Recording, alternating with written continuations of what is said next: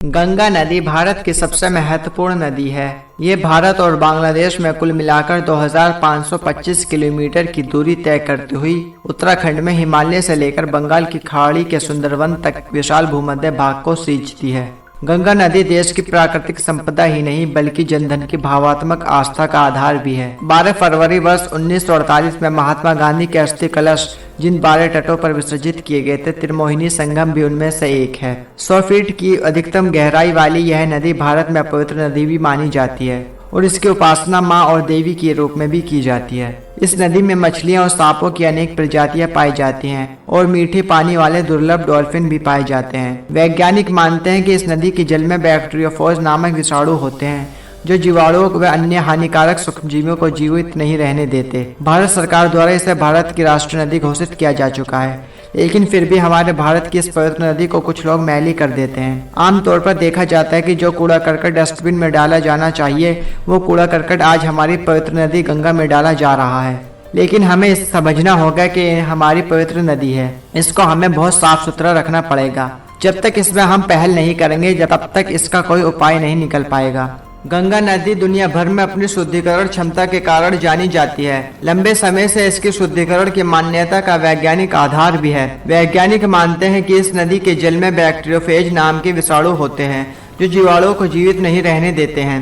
गंगा नदी के पानी में ऑक्सीजन की मात्रा को बनाए रखने की असाधारण क्षमता है, लेकिन इसका कारण अभी तक अज्ञात है। राष्ट्रीय सार्वजनिक रेडियो कार्यक्रम के अनुसार इस कारण हैजा और पेचिस जैसी बीमारियां होने का खतरा बहुत ही कम हो जाता है, जिससे महामारियां होने की संभावना बड़े स्तर पर टल जाती है। लेकिन गंगा नदी के तट पर बसे औद्योगिक कचरे के साथ साथ प्लास्टिक कचरे ने गंगा जल को बहुत ज्यादा प्रदूषित किया है। औद्योगिक नगरों के नालों की गंदगी सीधे गंगा नदी में मिलने से प्रदूषण पिछले कई सालों से भारत सरकार और जनता की चिंता का विषय बना हुआ है। वैज्ञानिक जाँच के अनुसार गंगा का बायोलॉजिकल ऑक्सीजन स्तर 3 डिग्री से बढ़कर 6 डिग्री हो चुका है। गंगा नदी में 2 करोड़ 10 लाख लीटर प्रदूषित कचरा रोजाना गिर रहा है। विश्व बैंक की एक रिपोर्ट के अनुसार उत्तर प्रदेश की 12% बीमारियों की वजह प्रदूषित गंगा जल है। आज का गंगा जल ना तो स्नान करने के योग्य रहा, ना पीने के योग्य रहा और ना ही सिंचाई के योग्य रह गया है। गंगा में बढ़ते प्रदूषण पर नियंत्रण पाने के लिए घड़ियालों की मदद ली जा रही है। शहर की गंदगी को साफ करने के लिए संयंत्रों को लगाया जा रहा है। उद्योगों के कचरों को इसमें गिरने से रोकने के लिए कानून बनाए गए और गंगा नदी को राष्ट्रीय धरोहर भी घोषित कर दिया गया और गंगा एक्शन प्लान और राष्ट्रीय नदी योजना लागू कर दी गई और जनता भी इस विषय में जागृत हुई है। इसके साथ ही धार्मिक भावनाएं आहत न हो इसके लिए भी प्रयास किए जा रहे हैं। इतना सब कुछ होने के बावजूद भी गंगा के अस्तित्व पर संकट के बादल छाए हुए हैं। 2007 की एक संयुक्त राष्ट्र रिपोर्ट के अनुसार हिमालय पर स्थित गंगा की जलपूर्ति करने वाले हिमनद की 2030 तक समाप्त होने की संभावना है।